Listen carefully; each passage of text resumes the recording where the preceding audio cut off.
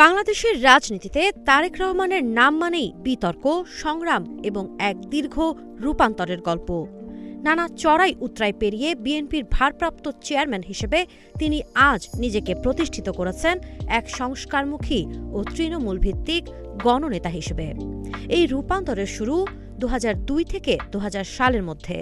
সে সময় জেলা ও উপজেলা পর্যায়ে তৃণমূল সম্মেলন আয়োজন করে তিনি এসি কক্ষ কেন্দ্রিক রাজনীতির বাইরে গিয়ে সাধারণ মানুষের সঙ্গে সরাসরি যুক্ত হন।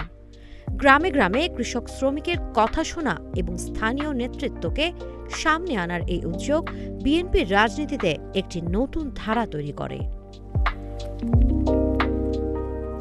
2007 সালের 7 মার্চ গ্রেফতারের পর শুরু হয় তার জীবনের সবচেয়ে কঠিন অধ্যায়। কারাবাস ও শারীরিক নির্যাতনের অভিজ্ঞতা তাকে আরও সংযত ও ধৈর্যশীল করে তোলে। বিশ্লেষকদের মতে এই সময় থেকেই তিনি ক্ষমতার রাজনীতির চেয়ে আদর্শভিত্তিক রাজনীতির দিকে বেশি ঝুঁকে পড়েন। আমরা বিশ্বাস করি এই স্বপ্নগুলিতেই তৈরি হবে স্বপ্নের বাংলাদেশ। স্বপ্নধরা ধরনীর বুকে স্বপ্নের ঠিকানা। 2018 সালে বেগম খালেদা জিয়া কারাবন্দী হলে লন্ডনে অবস্থান করেই তারেক রহমান দল পরিচালনার দায়িত্ব নেন।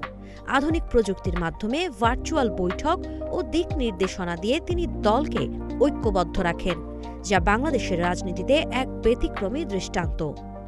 রাষ্ট্র সংস্কারের লক্ষ্যে তিনি উপস্থাপন করেন 31 দফা, যেখানে সংসদ, নির্বাহী ক্ষমতার ভারসাম্য ও মেয়াদ সীমাবদ্ধতার মতো গুরুত্বপূর্ণ প্রস্তাব রয়েছে।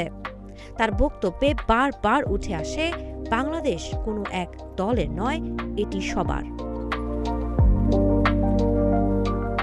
ব্যক্তিগত শোক ও প্রবাস জীবনের কষ্ট সত্ত্বেও তারেক রহমানের রাজনীতি আজ অপেক্ষা, ধৈর্য ও সংস্কারের এক ভিন্ন বার্তা দিচ্ছে, যা ভবিষ্যৎ রাজনীতিতে গভীর প্রভাব ফেলতে পারে।